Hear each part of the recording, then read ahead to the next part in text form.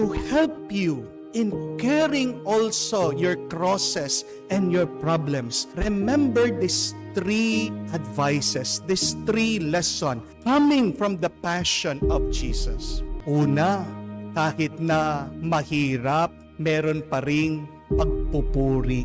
Kahit na may sakit, meron pa ring saklolo. Kahit na merong pagkatalo, bandang huli, may pagtatagumpay at pagkapanalo. Mga kapatid, paghanda na rin po tayong sumuko, tandaan po natin, ang kamay ng Diyos palaging nandyan. Palaging gagawa ng paraan ng Diyos para tayo'y makaraos, malampasan anuman ang pagsubok at problema. Huwag mong kalimutan that in your hurt, there is a help. In your pain, there is also a praise. And in your breaking, there is a breakthrough.